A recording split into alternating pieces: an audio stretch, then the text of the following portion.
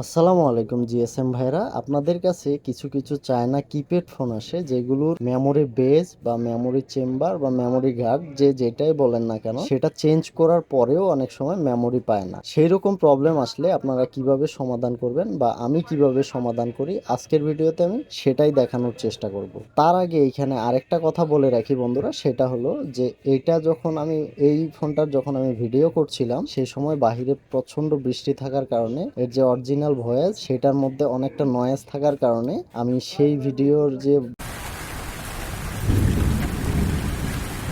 ভয়েসটা সেটাকে রিমুভ করে দিয়ে জাস্ট আপনাদেরকে সলিউশনটা কিভাবে করেছি সেটাই দেখানোর চেষ্টা করেছি আজকের ভিডিওতে। তো দেখুন আমাদের কাছে এরকম ফোন আসলে আমরা কিভাবে সমাধান করি। তো আমি আপনাদেরকে দেখানোর জন্য আমি মেমোরিটা লাগিয়ে আবারও ফোনটাকে চালু করেছি। চালু করার পর এবার যদি আমরা এইচডি কার্ডে গিয়ে আপনাদেরকে দেখাই, এইচডি কার্ড, এই এইচডি কার্ডে আসলাম। দেখুন এখানে প্লিজ ইনসার্ট মেমোরি কার্ড, এখানে মেমোরি কার্ড লাগাতে বলছে। এই যে দেখুন ইনসার্ট মেমোরি কার্ড। তো কাস্টমার যেহেতু আমাকে বলে দিয়েছে যে এটার যে মেমোরি বেস বা মেমোরি স্লট সেটা হচ্ছে অন্য একজন টেকনিশিয়ান চেঞ্জ করে দিয়েছে, তারপরেও এই সমস্যাটার সমাধান হয়নি। তো যেহেতু আমরা জেনে গিয়েছি যে এটা অলরেডি চেঞ্জ করা হয়েছে, তো আমরা ফার্স্ট টাইমে ফোনটা খোলার আগেই জাস্ট এর যে মানগুলা সেটা আমি চেক করে নিব, মেমোরি বেজের মানগুলো প্রত্যেকটাতে ঠিকঠাক আছে কিনা। তো আমি যখন চেক করছিলাম বন্ধুরা, প্রত্যেকটাতেই আমি মান ঠিকঠাক পাচ্ছিলাম, কোনো রকম প্রবলেম ছিল না। তো এইরকম প্রবলেম হওয়ার কারণ হচ্ছে, আমার কাজের অভিজ্ঞতা থেকে আমি বলতে পারি যে